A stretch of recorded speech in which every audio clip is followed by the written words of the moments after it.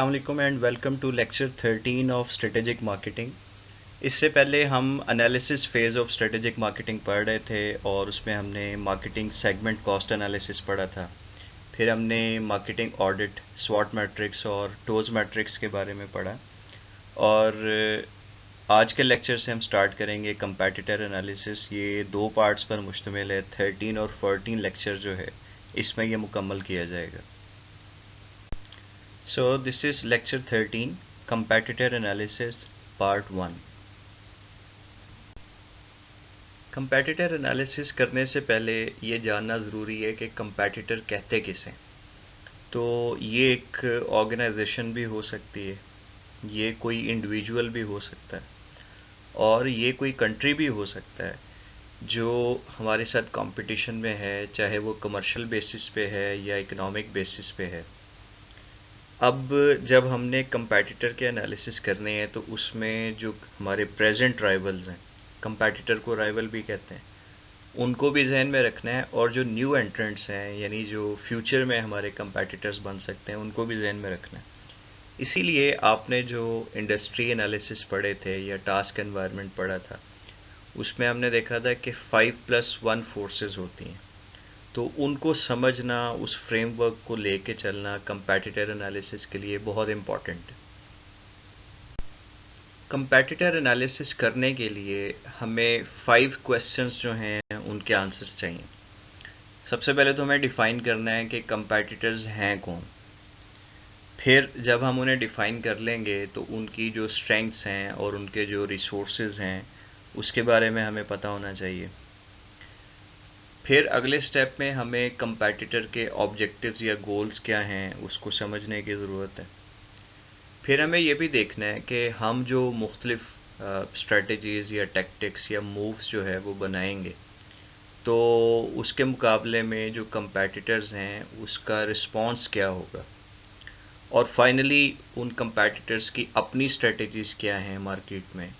तो जब तक हमें ये 5 सवालों के जवाब नहीं मिलेंगे कंपैटिटर एनालिसिस इनकम्प्लीट रहेगा। तो आगे वाले जो अब स्लाइड्स हैं उसमें हम इन्हीं 5 क्वेश्चंस के आंसर्स ढूंढने की कोशिश करेंगे। तो क्वेश्चन 1 का आंसर ढूंढने के लिए कि हमारे कंपैटिटर्स हैं कौन से, हमें कंपैटिटर्स की मुख्तलिफ टाइप्स को समझना पड़ेगा। तो अगर आप टेबल देखें तो सबसे पहली जो टाइप है उसे डायरेक्ट कंपैटिटर्स कहते हैं। और डिस्क्रिप्शन में अगर आप देखें तो इनकी प्रोडक्ट्स भी सिमिलर हैं, जिन कस्टमर नीड्स को ये फुलफ़िल कर रही हैं वो नीड्स भी सेम हैं और कस्टमर्स भी वही हैं। तो इसका मतलब है जो कंपटीशन है वो डायरेक्ट है। जैसे एग्जांपल में आप पेप्सी और कोक ले लें तो ये डायरेक्ट कंपैटिटर्स हैं, सेम काइंड ऑफ प्रोडक्ट जो है वो ऑफ़र कर रहे हैं, सेम इनके कस्टमर्स हैं, सेम नीड्स को फुलफ़िल करते हैं। दूसरी जो टाइप है वो सब्स्टिट्यूट्स हैं।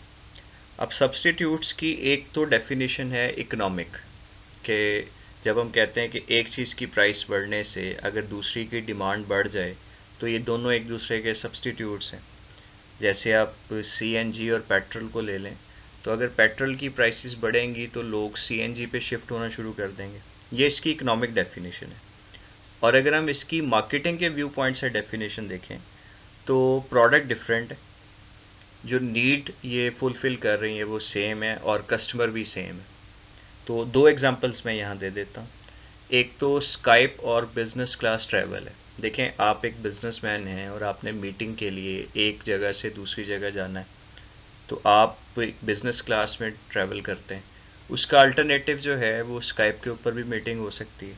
जैसे आजकल कोरोना की वजह से लोग जो है वो मीटिंग्स जूम पर या स्काइप पर या किसी और मेथड से जो है वो मीटिंग्स कंडक्ट कर रहे हैं, वर्चुअल मीटिंग्स हैं। इसी तरह हम कह सकते हैं कि जो कोरियर है और फैक्स मशीन है ये दोनों भी एक दूसरे के सब्स्टिट्यूट्स हैं, क्योंकि ये दोनों एक ही तरह के काम कर रहे हैं। कोरियर जो है वो भी आपका कोई डॉक्यूमेंट एक जगह से दूसरी जगह पहुंचा रहा है और फैक्स मशीन भी यही कर रही है। तो ये जो कंपैटिटर्स हैं उनमें डायरेक्ट कंपटीशन नहीं है बल्कि एक दूसरे के ये सब्स्टिट्यूट होने के हवाले से एक दूसरे के राइवल्स हैं।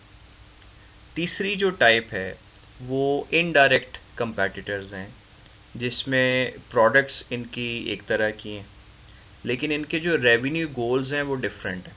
यहाँ मैं आपको एग्जांपल दूंगा।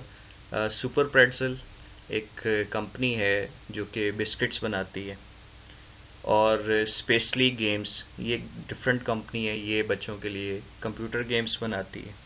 अब ये कंपेटिटर्स इस तरह से हैं कि जो स्पेशली गेम्स हैं ये गेम्स बना के इसको बेचते हैं।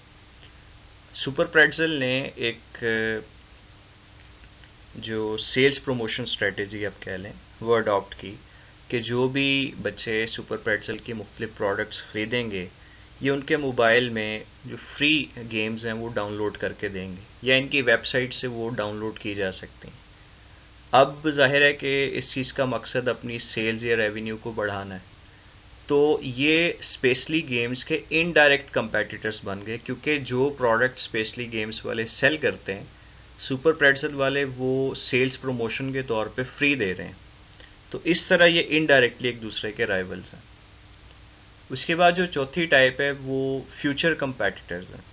उस केस में क्या होगा कि प्रोडक्ट्स एक तरह की हैं, सेम नीड्स को ये फुलफ़िल करेंगे, लेकिन इनके जो कस्टमर्स हैं वो डिफरेंट हैं। जैसे आप देखें स्टाइलो और सर्विस। स्टाइलो जो है वो लेडीज़ शूज़ बनाते हैं और सर्विस वाले जो हैं ये लेडीज़ के लिए भी बनाते हैं, जेंट्स के लिए भी बनाते हैं। तो इस वक्त तो ये कंपेटिटर्स नहीं हैं, लेकिन कल को अगर स्टाइलो वाले अपने बिज़नेस को ग्रो करना चाहें, अपनी मार्केट को एक्सटेंड करना चाहें और ये सोचें कि हम अब जेंट्स के लिए भी शूज़ बनाएंगे, तो सर्विस और स्टाइलो जो है ये फ्यूचर कंपेटिटर्स बन जाएंगे। यानी इस वक्त नहीं है, लेकिन अगर ये जेंट्स की मार्केट में एंटर होंगे स्टाइलो वाले तो फिर ये कंपेटिटर्स बनेंगे। फिफ्थ जो टाइप है उसे हम पोटेंशियल कंपेटिटर्स कहते हैं, जिसमें हमारे सप्लायर्स या डिस्ट्रीब्यूटर्स शामिल हो सकते हैं। आपने सप्लाई चेन पढ़ी थी। अब सप्लायर जो है वो रॉ मटेरियल बेचते हैं मैन्युफैक्चरर्स को, लेकिन अगर ये रॉ मटेरियल बेचने की बजाय खुद मैन्युफैक्चरिंग स्टार्ट कर दें तो इस चीज़ को हम फॉरवर्ड इंटीग्रेशन कहते हैं। इसी तरह से जो डिस्ट्रीब्यूटर्स हैं वो प्रोडक्ट्स को डिस्ट्रीब्यूट करते हैं, आगे बेचते हैं, लेकिन अगर ये बैकवर्ड इंटीग्रेशन कर लें और ये खुद मैन्युफैक्चरिंग भी स्टार्ट कर दें तो ये दोनों पार्टीज़ जो हैं वो आपके पोटेंशियल कंपेटिटर्स बन जाएंगे। इसी तरह से अगर किसी दूसरी इंडस्ट्री से कंपनीज़ जो हैं वो ग्रो करना चाहें, अपने बिज़नेस को एक्सपैंड करना चाहें और उस एक्सपेंशन की वजह से वो आपकी इंडस्ट्री में एंटर हो जाएं कल को, जिसे हम हॉरिजॉन्टल इंटीग्रेशन कहते हैं, तो वो भी आपके पोटेंशियल कंपेटिटर्स बन जाएंगे। इसके बाद नंबर 6 पे है कॉन्फ्लिक्ट ऑफ आउटकम। बाज़ दफ़ा कंपेटिटर्स होते नहीं हैं, लेकिन चूँकि उनकी जो आउटकम या उनका जो ऑब्जेक्टिव है वो एक दूसरे से बिल्कुल अपोजिट होता है, उसकी वजह से वो कंपेटिटर्स बन जाते हैं। मिसाल लीजिएगा मैकडोनल्ड्स की और वेट वॉचर्स की। मैकडोनल्ड्स जो है वो आपको पता है कि एक फ़ास्ट फूड कंपनी है, और फास्ट फूड जो है जब आप ज़्यादा कंज्यूम करते हैं तो उसकी वजह से आपका वेट भी बढ़ जाता है। वेट वॉचर्स जो हैं ये एक ऐसी कंपनी है जो आपको आपका वेट रिड्यूस करने में मदद देते हैं, और ज़ाहिर है कि इसमें जितना भी फास्ट फूड या जंक फूड है ये उससे रोकने के लिए आपको कहेंगे। लिहाजा ये इनडायरेक्टली कॉन्फ्लिक्ट ऑफ आउटकम की वजह से एक दूसरे के कंपेटिटर्स बन जाएंगे। फिर नंबर 7 पे बड़ा इंटरेस्टिंग है जी। सेम स्पेंडिंग पावर की वजह से भी मुख्तलिफ जो प्रोडक्ट्स हैं या ब्रांड्स हैं या कंपनीज़ हैं वो कंपेटिटर्स बन सकते हैं। For example Harley Davidson bike जो है वो लोग ख़रीदते हैं जो यूजुअली उसको चलाना नहीं चाहते, लेकिन वो उस तरीके से अपने एक स्टेटस जो है उसको शो करना चाहते हैं। तो हार्ले डेविडसन बाइक्स जो हैं ये चूँकि काफ़ी एक्सपेंसिव हैं, तो इसको रखने का मकसद एक स्टेटस को हाईलाइट करना, लेकिन इसके अल्टरनेटिव भी कई ऑप्शंस हो सकते हैं। मिसाल के तौर पे अगर कोई अपने स्टेटस को रिफ्लेक्ट करना चाहता है तो वो अपने घर में एक कंजर्वेटरी रूम जो है वो कंस्ट्रक्ट करवा ले। कंजर्वेटरी रूम की एक पिक्चर मैंने नीचे दिखाई है। ये मेड ऑफ ग्लास होता है और इसमें जो व्यू है बाहर का वो बड़ा अच्छा लगता है। तो आप सनशाइन को या रेनफॉल को इस कमरे में बैठ के with a cup of T और कॉफ़ी एंजॉय कर सकते हैं। तो चूँकि ये एक्सपेंसिव होता है, ये हार्ले डेविडसन बाइक का एक अल्टरनेटिव है अगर आपने अपने स्टेटस को ज़ाहिर करना है।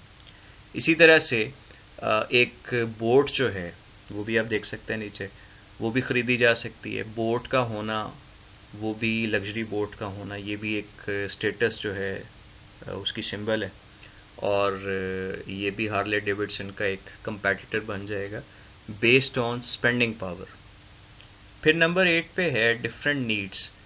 बाज़ दफ़ा ये होता है कि प्रोडक्ट एक जैसी है, कस्टमर्स भी वही हैं, लेकिन जो मुख्तलिफ नीड्स हैं वो उसको फुलफ़िल कर रही हैं। जैसे कंपनी ए स्पोर्ट्स वॉचेस बनाती है और कंपनी बी जो है वो ऑफिस वॉचेस बनाती है। तो प्रोडक्ट्स एक तरह की हैं, एक ही कस्टमर दोनों तरह की वॉचेस भी ख़रीद सकते हैं क्योंकि उसकी नीड्स डिफरेंट हैं। एक स्पोर्टी लुक में आपको जो है वो मिलेंगी, दूसरी जो है वो थोड़ी फॉर्मल होंगी। लेकिन ये एक दूसरे के इनडायरेक्ट वे में कंपेटिटर ज़रूर बन सकते हैं क्योंकि कंपनी ए जो स्पोर्ट्स वॉचेस बना रही है, कल को वो ऑफिस वॉचेस भी बनाना शुरू कर सकती है। और कंपनी बी जो है वो ऑफिस वॉचेस के साथ साथ जो स्पोर्टी वॉचेस हैं वो भी बनाना शुरू कर सकती है। और ये भी हो सकता है कि एक कस्टमर जिसने ऑफिस वॉच ख़रीदी, एक फॉर्मल वॉच थी, लेकिन वो स्पोर्ट्स इवेंट पे भी उसी को यूज़ कर रहा है। तो इस तरह से एक दूसरे के कंपेटिटर्स हो सकते हैं।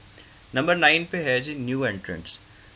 जो आपके इंडस्ट्री में नए आने वाले लोग हैं वो भी आपके डायरेक्ट या दूसरी जो टाइप्स के कंपेटिटर्स हैं उसमें से किसी कैटेगरी में फॉल कर सकते हैं। इसी तरह हमें कंपेटिटर एनालिसिस करने के लिए जो इंडस्ट्री का स्ट्रक्चर है उसको भी समझना पड़ेगा। तो 4 तरह के इंडस्ट्री स्ट्रक्चर्स होते हैं, बारी बारी उसको देखते हैं। सबसे पहला है परफेक्ट कंपटीशन। इसकी जो करेक्टरिस्टिक्स हैं वो इस तरह से हैं कि इसमें large number of small firms होती हैं, बहुत सारी कंपनीज हैं, छोटी छोटी हैं। जो प्रोडक्ट है वो स्टैंडर्डाइज्ड होती है, यूनिक प्रोडक्ट्स नहीं है, एंट्री बैरियर्स नहीं होते इसमें। और जो कंपनीज हैं वो प्राइस टेकर होती हैं। चूँकि कंपटीशन ज़्यादा है तो मार्केट में जो प्राइस है वो मिनिमम लेवल पे चलेगी और वो मिनिमम लेवल तय करेगा कस्टमर या मार्केट। जो मार्केट के बारे में अवेलेबल इन्फॉर्मेशन है वो कंप्लीट होती है, सबके पास हर तरह की इन्फॉर्मेशन मौजूद है। डिमांड इलास्टिसिटी जो है वो परफेक्ट होती है, इस पर हम नेक्स्ट स्लाइड पे बात करते हैं। और जो कंपटीशन की बेस है वो प्राइस होगी। प्राइसिंग पावर किसी भी कंपनी के पास मौजूद नहीं होती। तो आम तौर पे इस तरह का जो कंपटीशन है वो आपको जेनेरिक प्रोडक्ट्स में या कमोडिटीज़ में नज़र आता है। जी, अगर हम डिमांड इलास्टिसिटी की बात करें तो डिमांड इलास्टिक भी हो सकती है, लेस इलास्टिक भी हो सकती है, इन इलास्टिक भी हो सकती है। यहाँ 2 एग्जांपल्स मैं देता हूँ। अगर आप लेफ़्ट साइड वाला ग्राफ जो है वो देखें तो प्राइस 65 से 80 पे गई है, यानी 23% इंक्रीज़ हुआ है।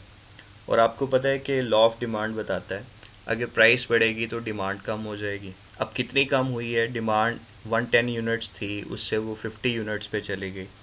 परसेंटेज की फॉर्म में ये 55% बनता है।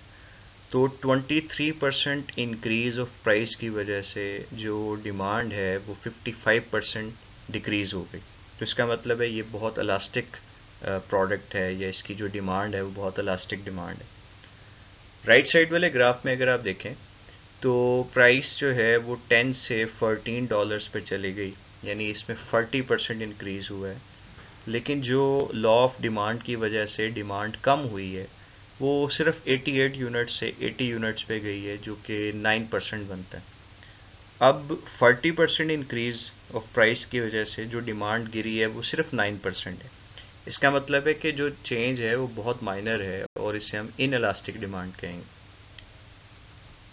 Second type of market structure is monopolistic competition. और इसमें जो है वो बहुत सारी कंपनीज होती हैं जिनकी अपने अपने ब्रांड्स की लॉयल्टी मौजूद होती है, और इनकी जो प्रोडक्ट्स हैं वो डिफरेंशिएटेड प्रोडक्ट्स हैं। थोड़े बहुत एंट्री बैरियर्स भी मार्केट में मौजूद होते हैं। अब ये कंपनीज जो है वो प्राइस मेकर्स हैं क्योंकि ये डिफरेंशिएटेड प्रोडक्ट्स हैं इनकी, और उसके साथ साथ ब्रांड लॉयल्टी भी मौजूद है। तो जो प्राइस ये सेट करेंगी आम तौर पे वो प्राइस इन्हें मिल जाएगी। जो इंफॉर्मेशन मार्केट में अवेलेबल है वो लिमिटेड है, बहुत कम है। डिमांड इलास्टिसिटी भी इसमें लेस है। कंपटीशन की बेस प्राइस के ऊपर भी बेस कर सकती है, और नॉन प्राइस से मुराद जो प्रोडक्ट के फीचर्स हैं, क्वालिटी है, वो भी हो सकती है। इसमें प्रॉफिट तो होता है, लेकिन जो मोनोपोली है उसकी निस्बत प्रॉफिट कम होता है। इसकी एग्जांपल्स कई तरह की हैं, जैसे रेस्टोरेंट्स हैं। अब मुख्तलिफ रेस्टोरेंट्स की अपनी अपनी स्पेशलिटीज़ हैं, मेन्यू के हवाले से या उनके एनवायरनमेंट के हवाले से या सर्विस के हवाले से। इसी तरह से जो क्लोथिंग शॉप्स हैं, मुख्तलिफ ब्रांड्स हैं, कॉस्मेटिक्स हैं, शूज़ हैं, तो मुख्तलिफ जो ब्रांड्स हैं उनके अपने अपने लॉयल कस्टमर्स होंगे। इसे हम मोनोपोलिस्टिक कंपटीशन कहते हैं। Third structure of marketing is oligopoly. और अगर आप इसकी करैक्टरिस्टिक्स देखें तो कुछ बड़ी फर्म्स हैं इसमें, जिनकी प्रोडक्ट्स स्टैंडर्डाइज भी हो सकती हैं और डिफरेंशिएटेड भी हो सकती हैं, और ये फिर हाई एंट्री बैरियर्स क्रिएट कर देती हैं। ये अपने अलावा फिर न्यू एंट्रेंट्स को आने नहीं देती। प्राइस जो है वो एक दूसरे को देख के सेट की जाती है आमतौर पे, यानी ना मार्केट सेट करती है ना कस्टमर सेट करते हैं, और कंपनीज खुद सेट करने की कोशिश करती हैं, लेकिन सम टाइम्स वो अपने जो कंपेटिटर्स हैं उनको देख के चलते हैं। अवेलेबल इंफॉर्मेशन इसमें भी लिमिटेड होती है, डिमांड इलास्टिसिटी इसमें भी कम है, और जो कंपटीशन की बेस है वो यूजुअली नॉन प्राइस है। तो स्पेशल अगर करैक्टरिस्टिक आप इसकी देखें तो 5 या 6 कंपनीज होती हैं जो कि मार्केट शेयर का 50% से ज़्यादा उनके पास होता है, जैसे कार मैन्युफैक्चरर्स हैं या सॉफ्ट ड्रिंक्स हैं या फास्ट फूड रेस्टोरेंट्स हैं। और स्टूडेंट्स, ये आपको बताता चलूँ कि दुनिया में प्रैक्टिकली सबसे ज़्यादा जो मार्केट स्ट्रक्चर पाया जाता है वो ओलिगोपोली ही है। चौथा जो मार्केट स्ट्रक्चर है उसे हम मोनोपोली कहते हैं, और इसमें एक ही कंपनी होती है जो कि बहुत यूनिक किस्म की प्रोडक्ट बना रही होती है या सर्विस दे रही होती है, जिसका कोई सब्स्टिट्यूट नहीं है। एंट्री बैरियर्स ज़ाहिर है बहुत हाई होते हैं, और प्राइस सेटर ये कंपनी खुद होती है। जो भी प्राइस ही सेट करेगी, लोगों को उस प्राइस पे प्रोडक्ट ख़रीदनी पड़ेगी। अवेलेबल इंफॉर्मेशन भी लिमिटेड होती है, डिमांड इलास्टिसिटी बहुत कम इलास्टिक होती है वो, और कंपटीशन इसमें होता ही नहीं है क्योंकि एक ही कंपनी है।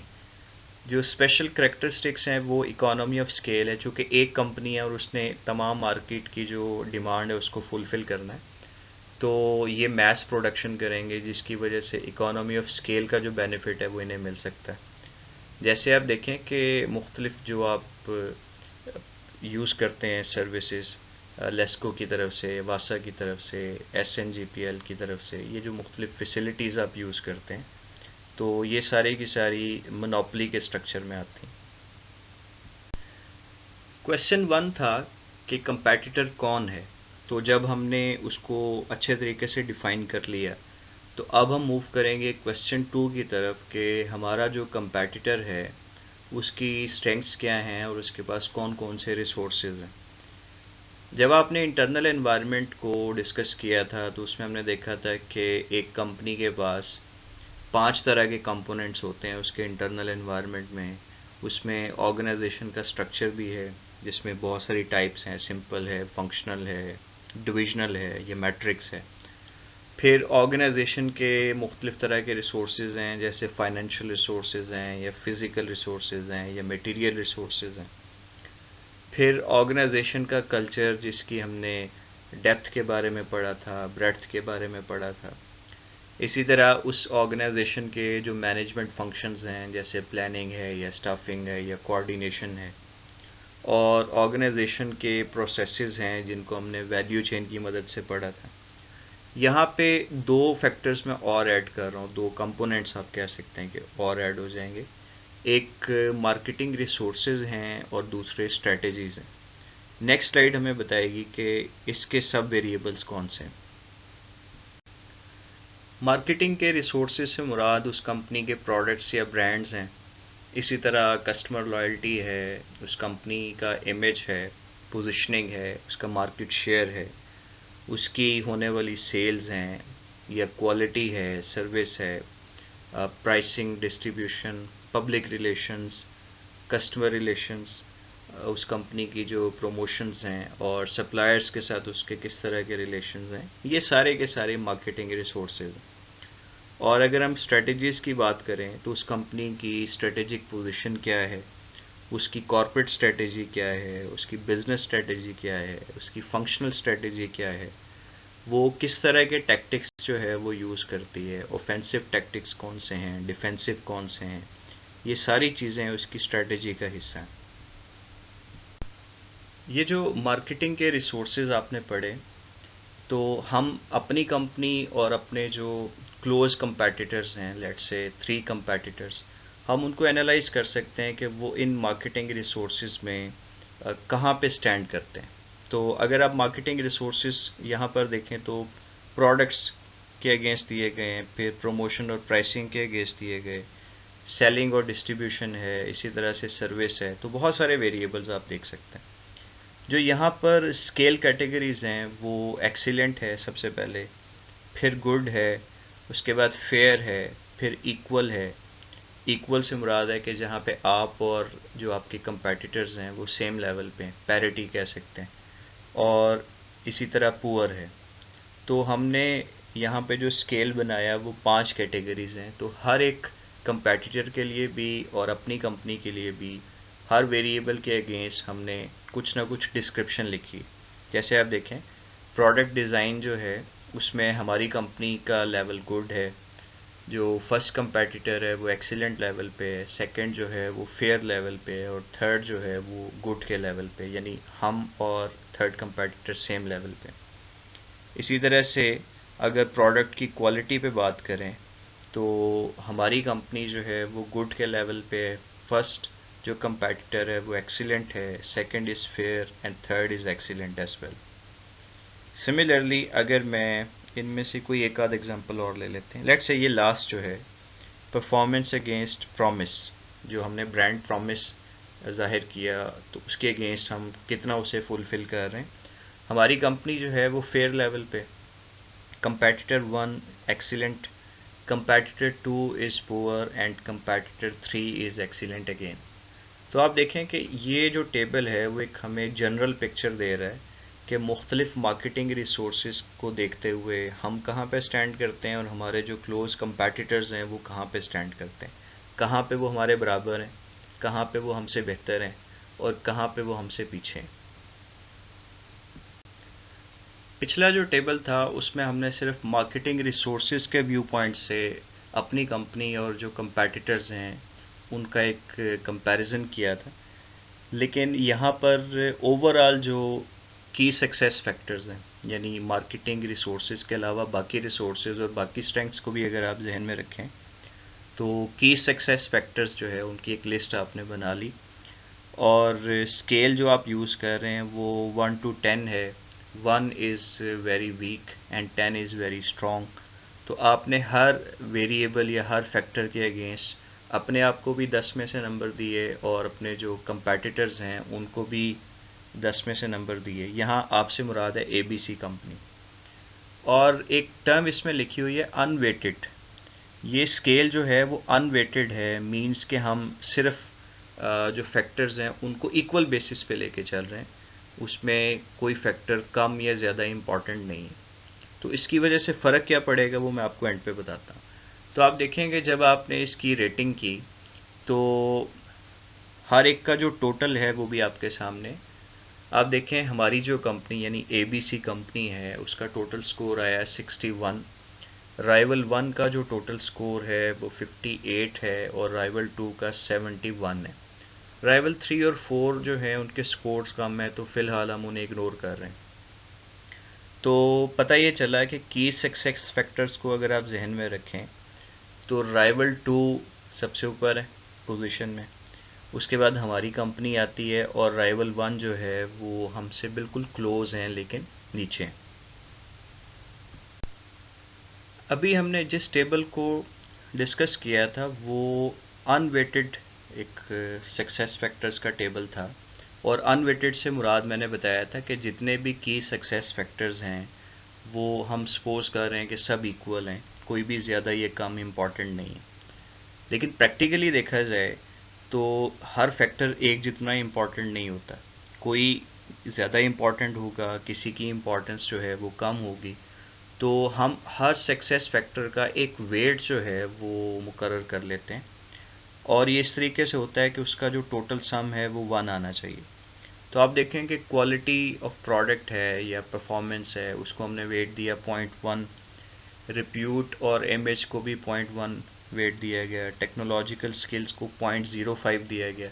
यानी ऊपर वाले जो सक्सेस फैक्टर्स हैं वो ज़्यादा इम्पॉर्टेंट हैं एज़ कम्पेयर टू टेक्नोलॉजी।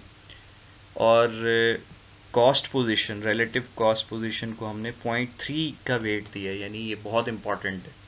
तो टोटल सम जो है वो 1 है। अब हमने सिंपली किया क्या कि पिछले टेबल में जो हमारी कंपनी थी यानी ABC और जितनी भी राइवल कंपनीज थी, हर एक को हमने 10 में से स्कोर जो भी दिया था, हमने उस स्कोर को वेट के साथ मल्टीप्लाई कर देना। जैसे आप देखें, जो पहला फैक्टर था क्वालिटी या प्रोडक्ट परफॉर्मेंस, उसमें हमने अपनी कंपनी को 10 में से 8 नंबर दिए थे, और राइवल 1 को हमने 5 नंबर दिए थे, राइवल 2 को हमने 10 नंबर दिए थे, राइवल 3 को 1 और राइवल 4 को 6। अब इस नंबर को या स्कोर को हमने इसके साथ जो वेट लिखा हुआ 0.1 उसके साथ मल्टीप्लाई किया, तो ABC कंपनी यानी हमारी कंपनी का जो स्कोर है वो 0.8 बन गया, राइवल 1 का 0.5 बन गया, एंड सो ऑन। यही काम हमने हर फैक्टर के सामने किया। तो अब अगर आप इसका टोटल देखेंगे सम, तो हमारा जो टोटल सम है वो 5.95 है, राइवल 1 का 7.7 है और राइवल 2 का 6.85 है। 3 और 4 के जो सम्स हैं वो कम हैं, लिहाजा हम उन्हें इग्नोर कर रहे हैं। अब एक इंटरेस्टिंग चीज़ जो है वो आप ऑब्जर्व करेंगे। देखें, जो राइवल 2 था वो अनवेटेड के केस में नंबर 1 पोजीशन पे था, लेकिन यहाँ पे जब वेटेड के साथ किया तो ये सेकंड पोजीशन पे आ गया। इसका मतलब है कि अगर आप फैक्टर्स की इम्पोर्टेंस को इग्नोर करके चीज़ों को देखेंगे तो पोजीशंस कुछ और होंगी।